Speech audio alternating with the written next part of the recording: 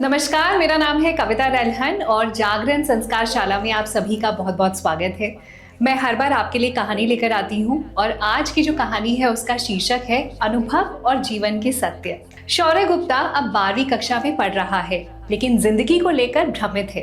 कई सवाल अब उसके मन में उठने लगे हैं। जब वह छोटा था तब से सवाल पूछता रहता था। उसे हर तरफ सवाल नजर आते और वो पूछ बैठता। 17 साल की उम्र में खुद को ज्यादा समझदार मान बैठा है और अब सवाल तो मन में आते हैं, लेकिन उनके जवाब से संतुष्ट नहीं हो पाता है। उसे लगता है कि जो वो देख समझ रहा है जवाब उससे मैच नहीं करते। क्या उसे बहलाया जा रहा है या उससे सत्य छुपाया जा रहा है?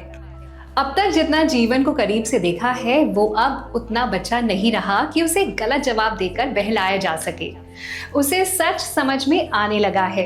वह कई बार दुखी होता है कि लोगों की बातों में डबल स्टैंडर्ड्स क्यों दिखाई देते हैं। वह घर में देख रहा है कि पापा मम्मी उसे हर तरह की छूट दे रहे हैं, मगर एक बिंदु पर आकर रोक लगा देते हैं। उसकी सहपाठी ईशानी जाटव उसकी बेस्ट फ्रेंड है और उसके साथ आगे की पढ़ाई भी साथ साथ करना चाहता है। उसे इतनी पसंद है कि अपने ईश्वर से प्रार्थना करता है कि साथ कभी ना छूटे। वो उसके घर भी आती जाती है। मम्मी पापा को कोई समस्या नहीं है। वो जानते हैं कि स्कूल वाली दोस्ती है, आगे चलकर अलग ही होना है। पता नहीं कौन किस कॉलेज में किस शहर में जाएगा। इससे ज्यादा वो सोच नहीं पाते थे और ना ही चाहते थे कि शौर्य सोचे। मम्मी कहती, जाति धर्म देखकर थोड़ी ना दोस्ती की जाती है। यह सुनकर वो बहुत खुश हो जाता। शौर्य के पापा चांदनी चौक में ड्राई फ्रूट के बड़े व्यवसायी हैं। वो अक्सर जातीय भेदभाव के खिलाफ कहा करते थे, जाति व्यवस्था ने समाज में सद्भाव खत्म कर रखा है, इसे खत्म करना चाहिए।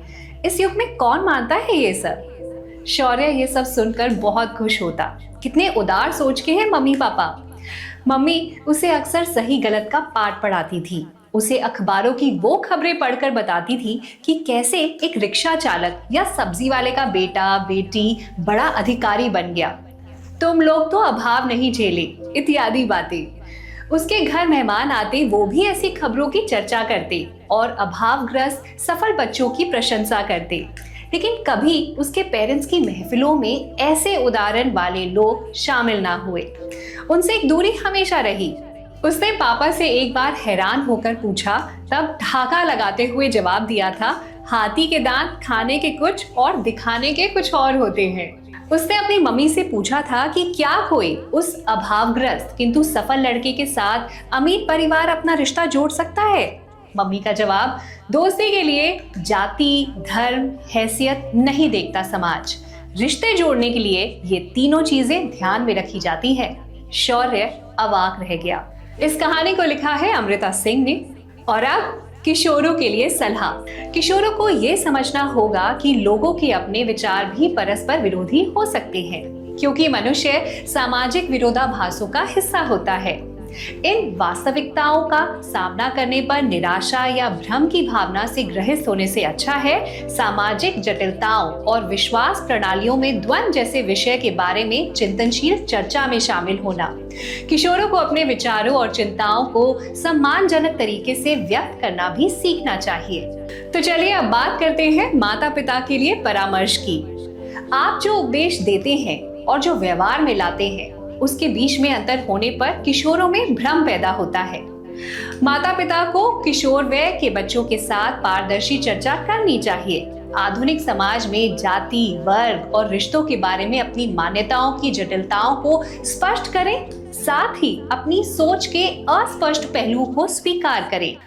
यदि माता पिता के व्यवहार के पीछे सामाजिक या सांस्कृतिक कारण हैं, तो उन्हें किशोरों को भ्रमित करने की बजाय उन्हें समझाना चाहिए। साथ ही किशोरों को विरोधाभासों को समझने में मदद करें। और ऐसा कहना है रश्मि पांडे का, जो कि एक क्लिनिकल साइकोलॉजिस्ट भी है।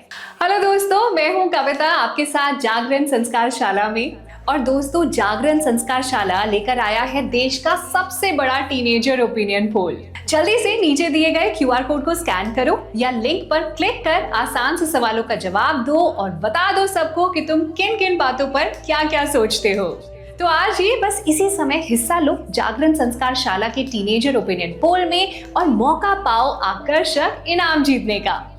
और मैं कविता जल्द ही मिलूंगी आपसे जागरण संस्कारशाला में एक नई कहानी के साथ।